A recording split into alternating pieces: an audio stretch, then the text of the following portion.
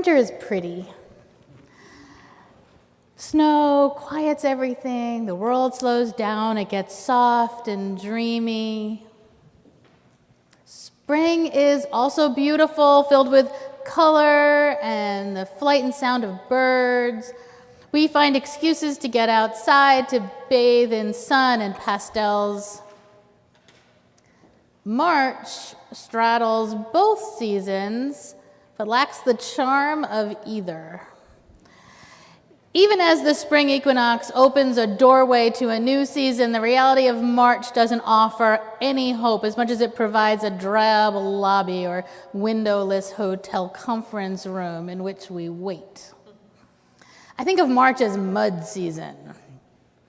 I often joke that in my neck of the woods, I live about an hour north of here, we have 6 seasons. We have spring, summer, fall, Christmas, winter, and mud. Before the riot of spring colors awaken around us, there's mud, sometimes so thick you could lose a boot. Snow melts, rain descends, everything is drab, brown, not even one of those deep, rich browns you can wear like a soft shawl. It's a gray brown with everything blending into everything else, muting a normally vibrant planet. Nature is my sacred text. So I can't ignore mud season any more than I could ignore the book of Leviticus if that's where I thought truth could be found. Parker Palmer reminds us there's a miracle inside that muddy mess. Those fields are a seed for rebirth. Life teems in the mud. If I get close, I can see air bubbles pushing up to the surface. Even closer, I can see it move. So I've been trying to embrace the mud with as much enthusiasm as I do the autumn leaves, which are also seeding the forest. Both the spring and the fall, and if we're honest, all the other seasons, whether there be 4 or 6 of them, are times of transition. All of life is a time of transition. We are ever constructing and deconstructing, creating and devolving, growing and shrinking and altering things over time. There are moments in life when we wish it would all stand still, but no matter how we try, that's not a skill anyone has ever mastered. We can never step in the same river twice. Regardless of our love or hate of this fact, it remains true. Change is the only constant. It's baked into the natural cycles of this planet, is evidenced in our individual aging, and has been part of the experience of all humans through history from the very beginning. That things change is the one reliable fact we have. We can feel assured that whatever is not what will be. Frightening, sad, thrilling, possibly liberating, the current situation is neither the past nor the future situation. Whether I embrace the mud or despise it, it will dry up in a few weeks and we'll move on to something like daffodils and tulips. While the inevitability of change is unavoidable, I've been witness to people doing all they can to stop it anyway, and honestly, I understand that impulse. I often wax nostalgic about the not-so-digital age. Smartphones and laptops and 24-hour streaming and online shopping and social media have their advantages, but I'm not really actually sure we're better with them. Sometimes I long for a simpler time when you could leave the house and no one could find you for hours. When I didn't know everything that was happening all over the world precisely when it happened, when response times were expected to be longer, and not everything we did or said would live in some digital database available for recall forever. Change isn't always good. Nor is it always bad. It's simply what's real. There's no moral judgment necessary.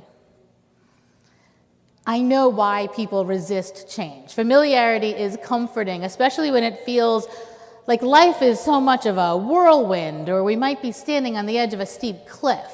Why can't the world just stop for a little bit? Let us catch our breath, find our bearings. And to be honest, it did that, right, 4 years ago, and it didn't really go that well. Of course, in the stillness, even then, change didn't stop. Time kept moving. Seasons kept shifting from one to the next and on again. Change is inevitable, even if all we do is sit still. The world is my sacred text. I finished this sermon yesterday morning, watching the rain descend on dead grass surrounded by decaying leaves with leafless brown trees hovering over a cold ground. My husband and son went out for a walk. They put on their coats and their boots and decided to stomp through much of the muck of March on some trail where they were likely not to see anyone else interested in being outside on such an inhospitable day. There's something honest about not being afraid of the mud. Last year's flowers have decayed and fallen into the dirt that froze and is now the mud from which this year's flowers will grow. Last year's raspberries, whose seeds have been spread by birds, are waking up after the winter freeze, just now getting ready to snuggle into their new wet soil where they'll take root. The frogs are also waking up, crawling out of their muddy beds, singing loudly and searching for hatching fish and baby flies born too in the mud. When ancient humans watched this turning of the season, this life that comes out of the muck, they wrote epic stories about human life, also fashioned from soil, water, and sun. The Jewish stories of Golem made from mud, the Muslim stories of life from clay, the Hindu story of Ganesha born from the wet dirt on Parvati's body, the Greek god Prometheus shaped humans out of mud, and Athena breathed life into them. And the Chinese story, Nuwa shaped the first humans out of clay, then grew tired, dipped a rope into the mud, and swung it around to form all the other people.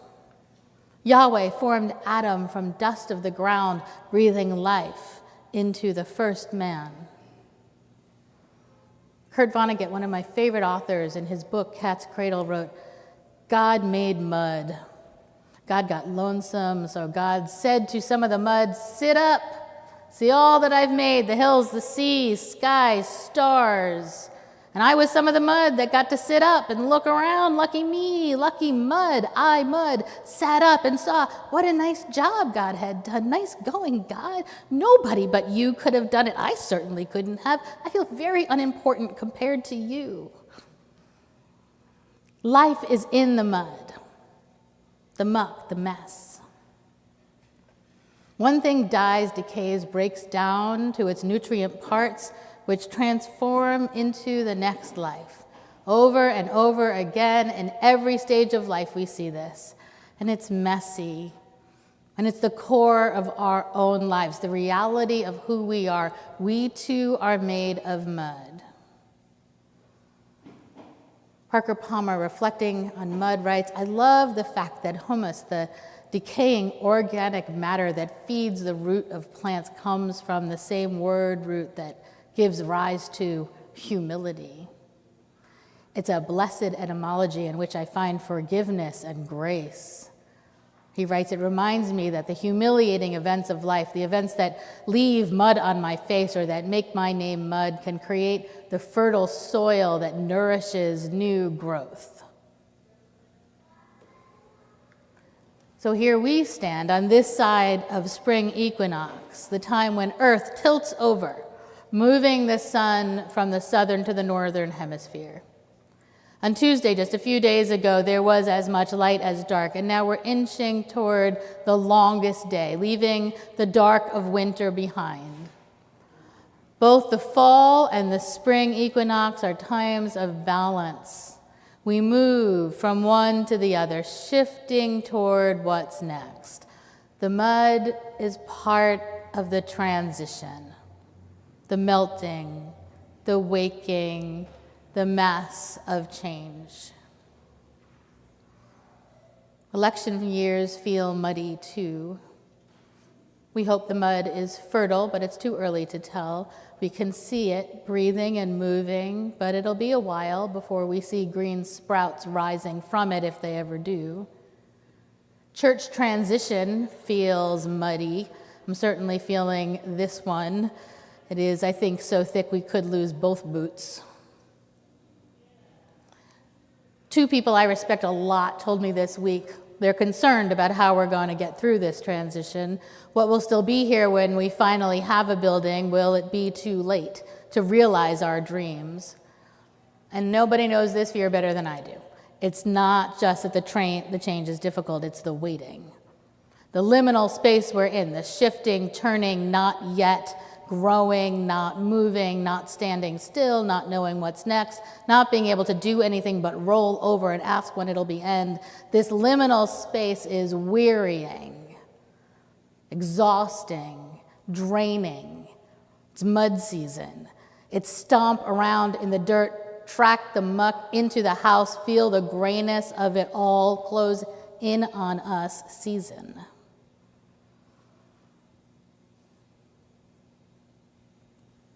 Today is also Palm Sunday.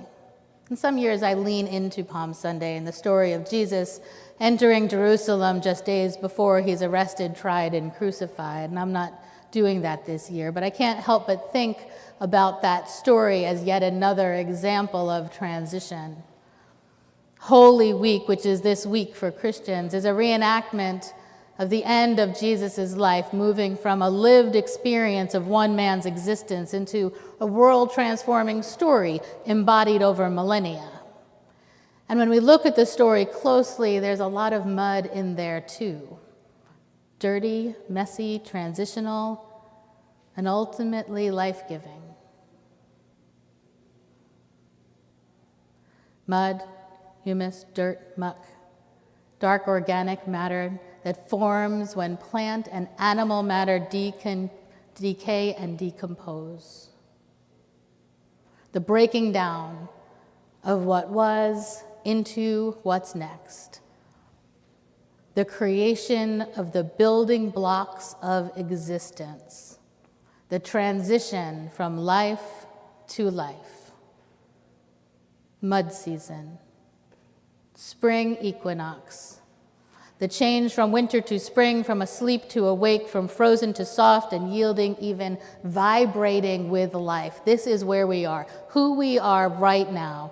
We are, each of us, transitioning either in big, bold, discernible, apparent ways, or in small, quiet, just moving through life kind of ways. Change is always happening. It's happening now as I speak, as our cells age, as the world moves around us, as life happens on Madison Avenue and 35th Street, as it happens in our neighborhoods and in neighborhoods everywhere.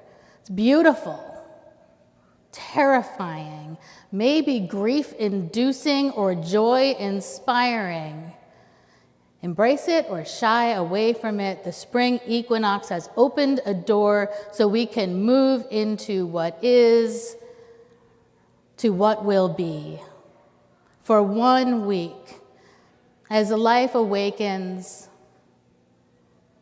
and gets ready to fill the world with color, as we move from March into April, and we start to hear the sound and see the movement, it is still, for now, joyfully, fascinatingly, thrillingly, mud season.